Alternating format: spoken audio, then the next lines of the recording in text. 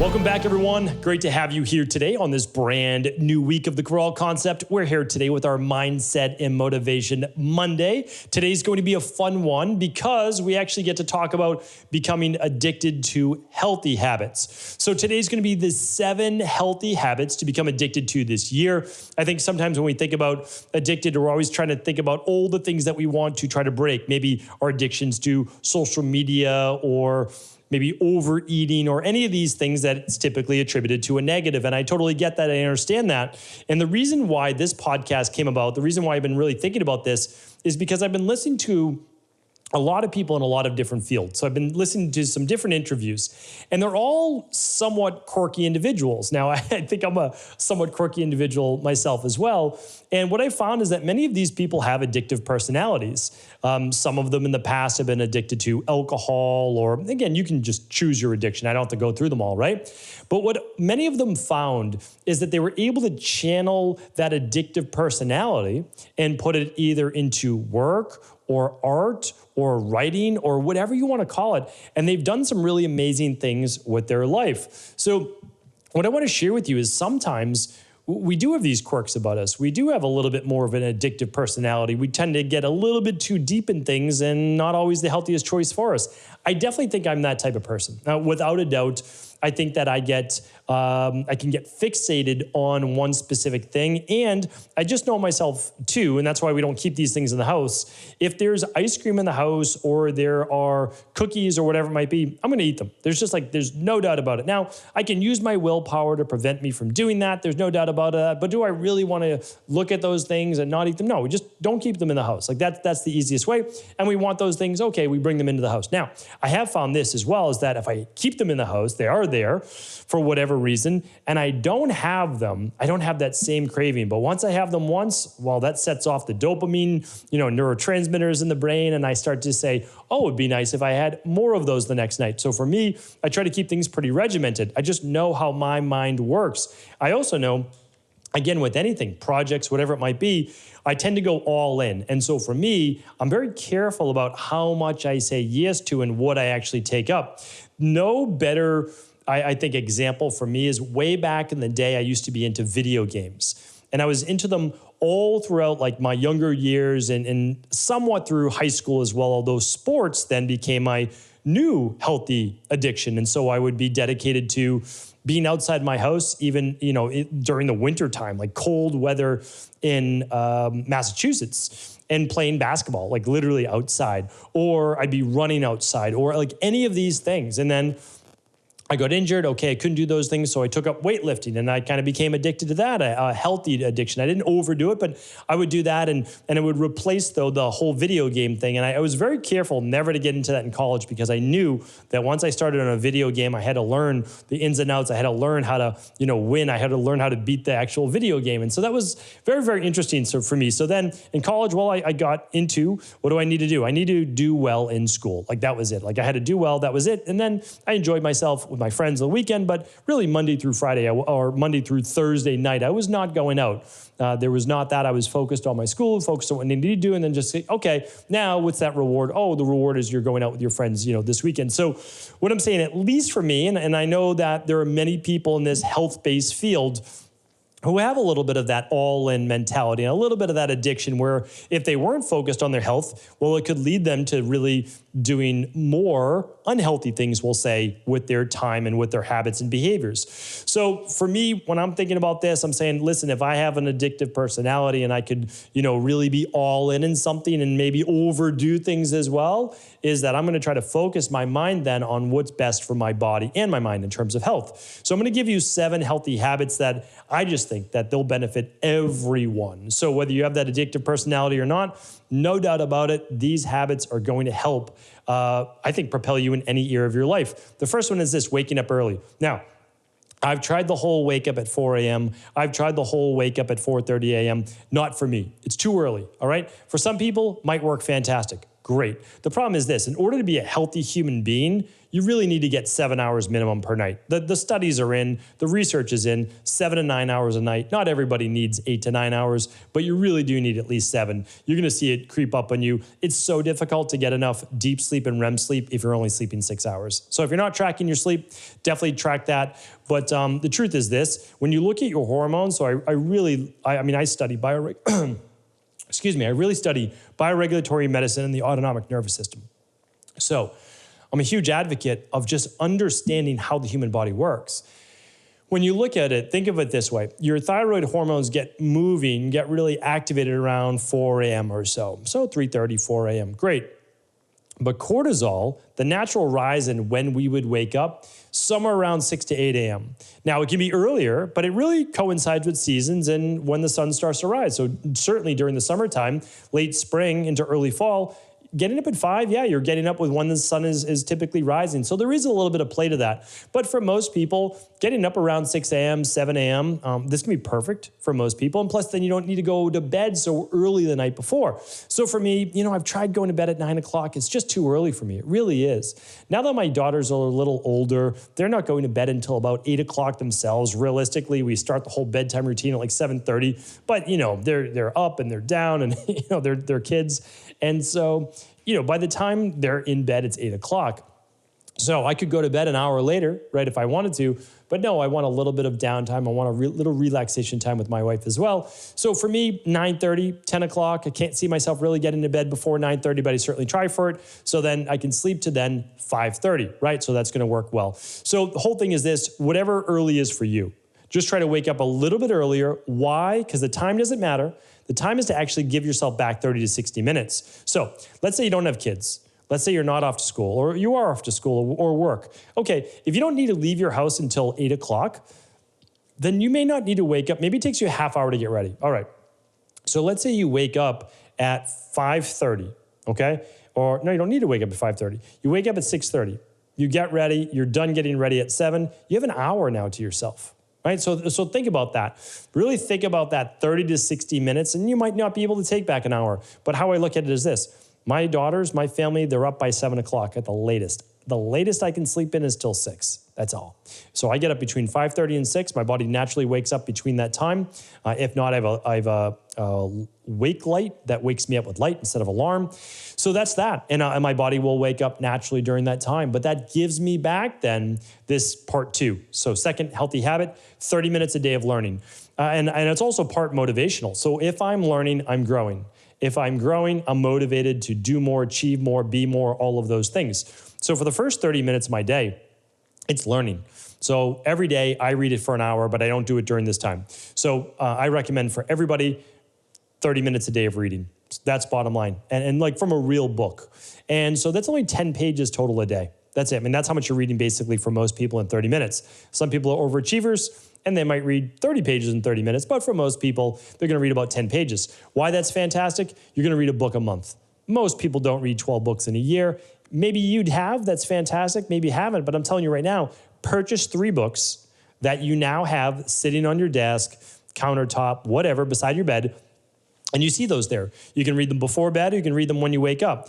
I've told people before, 3 pages upon waking, 3 pages at lunch, 3 pages before bed, give or take, you're at 10 pages a day. You're at a book a month. I'm telling you right now, especially like if you're an IHP, integrative health practitioner, or you're someone in the health field, and you choose one topic. So I'm just going to learn about digestion this year because I want to be an expert by the end of the year. Great. You might take like my digestion course. You might read 10, 12 books on digestion. Trust me, you're an expert in that space. There's no doubt about it. Like you have a big knowledge base on that. So, that's that. That's what I recommend. And it's phenomenal, but you can do it in any area. So let's just say you're trying to overcome anxiety or depression or PTSD, or you're working on mindset. You might be listening to podcasts. You might be listening to an audiobook during that time, but it's something to expand your mind. Again, let's just say you are trying to study to become a personal trainer or a yoga instructor. Okay, you can use that time. Like it's a growth-based time. You can do it 30 minutes upon waking or get ready for the day and then start. I do it as I'm actually getting ready for that first 30 minutes. So for me, again, I do my hour of reading later in the day. A lot of times it is research-based. For the first 30 minutes, it's motivational-based. It could be a motivation in any area of my life that I'm looking for at that time, and that's what I use that for. So that for me is the audio part, getting motivated through video. Oftentimes it's video and audio, sometimes just audio, but I'm a pretty visual person, and it connects better in my mind with that video as well. So that's that. The one book a month, again, I'm big on, but use that 30 minutes a day. And that's if you wake up earlier and you wake up 30 minutes before you need to leave or do whatever it is, your responsibilities for the family in the morning, just wake up 30 minutes earlier. I'm telling you right now, then you get that time to yourself. You're growing, you're learning, you're going to feel so much more satisfied as well at the end of each day. All right. The third healthy habit is this: block off 30 to 60 minutes every single day to move your body. Okay, we exercised our mind for 30 minutes upon waking, right? So we exercised our mind. Now let's exercise our body. Phenomenal if you can do this. Excuse me, losing my voice today. So let's look at it this way. If you can take the first 30 minutes for your mind and the next 30 minutes for your body, you're going to be doing phenomenal. Like, that is an unbelievable way to start your day. So again, let's use the example. Let's say you have to leave the house at 8 o'clock.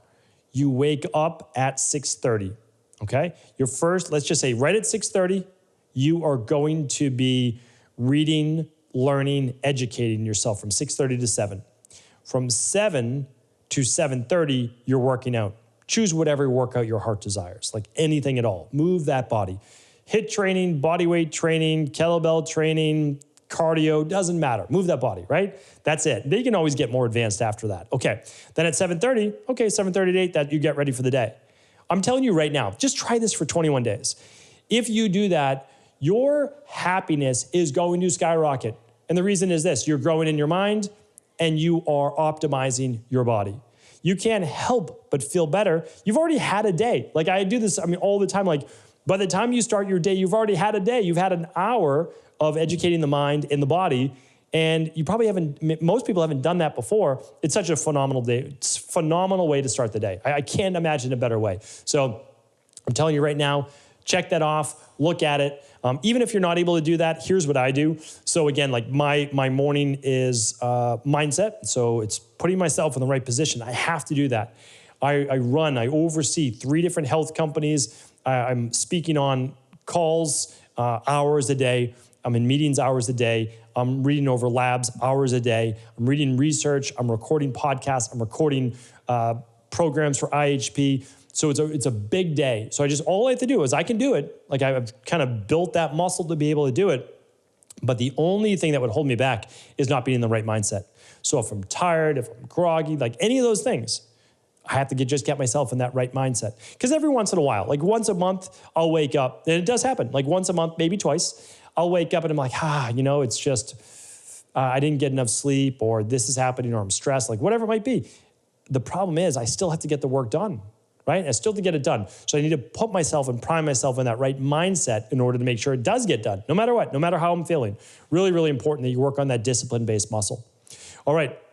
So one more thing I wanted to share with you, because I do this, but also a lot of other people do. I kind of get to make my own schedule, but my schedule is packed from, so I make it, but it's packed from sun up, to sundown. And I like it that way. Again, I chose this, right? This is what I choose to do, doing things that I love. And I want to do a lot of that. And so now though, from 8 to 9 in the morning, those are my calls with my team leaders kick off. And I'm walking during that time from 8 to 9 o'clock. At least 45 minutes of that, I'm actually walking and talking. I don't need to be at a computer. So that's how I'm getting in, though, those extra 5,000 steps that'll lead me to my 10,000 steps for the day. So that's my movement. Okay, I just want to share with you, that's built in. And my team knows, like, I'm doing my walking and talking that day, but it's not just me. So my brother-in-law, who's in a corporate office, so in a regular office, does his calls when he has to do his calls, walking and talking. And he gets in his steps, and he gets in way more steps than me because he does a whole lot more calls. So it's interesting, but take a look at that as well. That might be something that you're able to add as well to get in your steps. All right, but it's all about scheduling. Again, I schedule that. I have 2 team members, 8 o'clock to 8:30, 8:30 to 9 o'clock every single day. I have 10 of those strategic calls per week. It's phenomenal. It works great. I love being able to check in with my team. We talk shop. We're saying, hey, what can we do? How can we help this group of people, whatever it might be. And then I have my workout later in the day, for 30 minutes for weight training. So that is that. All right. The fourth one is this, a simple diet. I'm telling you, all of these things right now I'm focused on.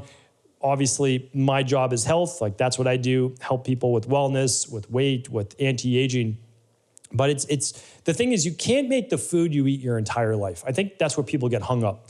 You eat nutritious foods that grow on you to be delicious, and then you allow the delicious meals that you want to be part of your overall like lifestyle. So once or twice a week, I have a flex meal, cheat meal, whatever you want to call it, and a dessert, okay? Dessert's typically once a week, because I love dessert, and flex meal once or twice a week. That's it. Like that's how I keep it. And everything else is super simple. So like literally I wake up and have the same breakfast almost every morning. It's a variation of a smoothie. Like that's it. I'm nothing crazy. Like that's all that I'm doing. Put my daily nutritional support in, put my advanced collagen in, put everything that I want in that shake. That's my nutrition. Easy to digest, doesn't take any of my energy, fuels me for the entire morning. Lunch and dinner, I'm telling you right now, don't overthink this. Pick a fish, meat, or plant-based protein. A protein, 2 vegetables, a starch if you're someone that loses weight more easily, more of the ectomorph or Vata body type, or you're athletic, you do a lot of working out, or you need it, right, for keeping the weight on. And then a healthy fat, which for most people is either avocado or olive oil. It's simple. So like, I don't have to overthink this. I'm like, okay, today I'm having a piece of salmon, and I have cauliflower, and I have broccoli, and I always have the frozen variety, so if I need that, it's there. And then after I cook it, and tip for me, typically I'm doing some starch, I'm just active, and body type as well, and then I add olive oil to it. Like that's it. Again, I think we tend to get a little bit too caught up in like, oh, what are we gonna cook tonight? What are we gonna do this? Keep it simple. Go through your plant-based proteins or your animal-based proteins or your fish or your eggs, and whatever works for you, do that. Keep it simple. Try to vary things in terms of your vegetables if needed. But again, every day I'm eating broccoli. Like it's not, and then yes, different things at dinner, but keep things simple. Don't let food rule your life, okay? You get to choose your foods, make them healthy. They are fuel for your body, okay? Don't get overwhelmed with all the different choices. Keep it simple. The longest lived people in the world were predominantly plant-based. Doesn't mean you can't eat meat. I'm not saying that at all. I eat meat. And the other thing, though, is that they ate simple meals. They only ate 3 times a day for the most part. Didn't do a whole lot of snacking. Kept blood sugar regulated. Again, if you only want to do 2 meals a day, easy, then do 2 meals a day. But the other part of it is this, is their diets didn't vary widely. Like they weren't eating, 1,000 different types of foods. Like they kept things pretty simple. And I've talked about this before in many other podcasts, all right? The 5th one is this, find quiet for 20 minutes a day. This is one that's gonna be new for a lot of people. I don't think that people sit enough with themselves in quiet and thinking. You could call it meditation if you want. You can meditate. You could go for a walk with nothing, don't listen to anything, just quiet, right? I love walking. I love going to nature if possible. Sometimes just sitting in my sauna. It's nothing, it's just quiet. And you wanna see what pops up in your head. Like that's really important. It's gonna be the things that you're looking forward to, or you're anxious about, or you're worried about. Like listen to what comes up, because those are the things, those are the loops that are playing in the background. If you just listen, quiet your mind, and allow the thoughts to come, one, you're going to understand, you're going to become more self-aware of what worries you or what you're looking forward to. The second is that you're going to learn to understand that they're just thoughts, that you are going to be able to, in time, get control of those thoughts. Not 100% control, but a lot, 90+%. And so this is really important. So walking, meditating, just sitting in silence, allowing yourself to think, and maybe even in the sauna or as well. All right, number 6 is this, writing down your goals, okay, really important, very important, right, as you're creating your 12-week year, and reviewing, though, the night before, your schedule for the next day. Here's why I do this. One, and I do it at the end of the day, so I don't even do it right before bed. I do it at the end of the day before I finish up for the day around 5:30 or so. So I am getting off my mind everything that I'm worried about for the next day. Oh, I've got to do this. I have this meeting. Okay. Remember, I don't do a to-do list. A lot of people teach you about a to-do list. I did a podcast called Throw Away Your To-Do List and Do This Instead. Definitely check out that podcast. I look at my calendar. I look at my schedule. And I'm like, okay, done. Okay, I need to put notes in there. Great, I put the notes in. And then everything is off of my mind, right? So I take everything that's in the mind, dump it onto the calendar, done. And now you don't have to worry about it, right? Because your mind holds on to things and tells you to continue to think about them and worry about them. Why? It's worried that you'll forget. Write them down. If you have a desk, put a note on your desk if you'd like. Now your mind does not have to worry. It doesn't have to remember it anymore. That's why I think I can sleep well each and every night. I used to have the issue with a restless mind. I write it down. I take my nutritional supplements as well, but I write it down. I calm my mind. I get into just a relax, not even just before bed. I want to be relaxed when I'm done for the day. So actually it's before my workout as well. So I'll do my workout. I'm already written down what needs to be done for the day. Maybe I'll review it. And then after that, it's family time. Like that's it. And so family time, I'm not thinking about what else I have to do tomorrow. I already wrote it down. Today's done, right? Maybe I'll check in with my team a little later just to see everything's good. That's it. Like it's done. So I definitely invite you to do that. Write down what you need to do the night before going to bed. Get it off your minds. The last one is this. Go to bed before 10 p.m. Unless you are working an evening shift or something like that for work, go to bed before 10. Honestly, forget about what all the gurus, some gurus are trying to tell you that there's different types of people who do better, this, that, and the other thing. I'm telling you there's not. The human body, and I can just show you, and I wrote about it in the rain barrel effect, the human body is meant to produce cortisol between 6 and 8 in the morning. That's when it ramps up. Cortisol awakening response. It's supposed to do that with the sunlight, okay? The rising sun. Guess what? Cortisol is at its lowest about 2 hours or so after sunset, okay? Typically around 9 to 10 p.m. at night. Usually somewhere around 9:30, like if we average the seasons, okay? Sun setting, somewhere around 7. That's it. Like we have to understand is that we are meant to be in unison with nature. Anyone who is out of unison with nature are more prone to disease, right? And they typically die at a younger age. We know this. People who work overnight spike cortisol overnight, spike dopamine overnight with all these projects. Oh, I'm a night owl, all these things. No.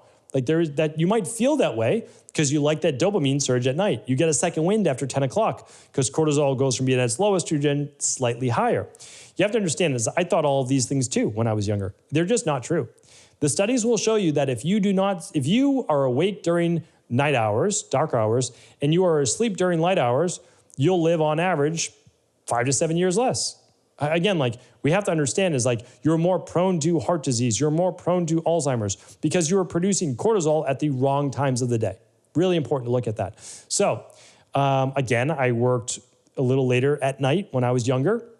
You do your best with what you can. That's it. You do your best with what you can. So if you have to work the night shift, you have to work the night shift. And so what I would say is this though, if you're able to, you get to bed between 9 and 10. That easily then allows you to wake up by 5 to 6, 5:30 to 6:30 a.m. And if you can do that, then you can start to institute everything that I just spoke about. 30 minutes for the mind, 30 minutes for the body. Like you've already set up your day if you get to bed earlier the night before. So again, it's one of my highest recommendations. I can't get to bed at 9. Now, could I? Yes. So like, I don't want to say I can't. I could. I choose not to go to bed at 9 p.m. I think it's too early for me. I still want quality time with my family, with my wife. I don't want to feel rushed to get to bed. And so for me, I can say, okay, around 9:30, that's going to be bedtime. And then if it happens not till 10, okay, fine. But I'm still going to be able to get 7.5 to 8 hours of sleep each and every night. I'm still going to be able to stay with my routine. My body's healthy. I get enough deep sleep. I get enough REM sleep. And that's how I set up my day. So what I want to share with you is this. This might have sounded like a lot, but I know you're busy. I'm busy. I think that we as humans, and I have a podcast called Missing 6 Hours Per Day. I would love you to listen to that as well at stephencabral.com/podcast, is that we don't need a lot more time to ourselves, but we need a little bit to be our best. So if we get 30 minutes for the mind, we get about 30 minutes for the body, we get, let's say, 30 minutes for the quiet and the maybe even, I already put in the education there, but for additional time to yourself, it's 90 minutes total. So 60 to 90 minutes a day. That's realistic. It really is, because you could do your sauna, your quiet time alone. I think that 90 minutes, if you could do it. Now, it doesn't have to all be at once. Could be 60 minutes in the morning by waking up earlier, right? Going to bed earlier. Or it could be 30 minutes in the morning, 30 minutes around lunch, and 30 minutes before bed. Maybe you do your quiet and sauna before bed. Maybe you do your exercise in the morning. Maybe at lunch, that's when you do your education. So I'm not going to tell you exactly how to set up your schedule. I've done many different schedules over the years, but what I can tell you is this, is that if you start to just take back a little bit more control over your day, create maybe 7 healthy habits like we just did here, maybe even just a few to start, and you create more healthy addictions, meaning like these are things that you're actually addicted to doing. And I know I am. Getting to bed earlier. Why? I don't love going to bed earlier, but I love waking up earlier. If you wake up earlier, you get some of your own quiet alone time. You start to work on the mind. You start to set up your day. These are all things that I think that inspires us to grow as individuals. And if we're growing, I just think that that leads to a greater sense of purpose, passion, and happiness. Hopefully today's show was helpful. Thanks so much for tuning into this Mindset and Motivation Monday. I appreciate you being a part of this community. As always, if this was helpful, do feel free to share it with anyone you believe it could serve.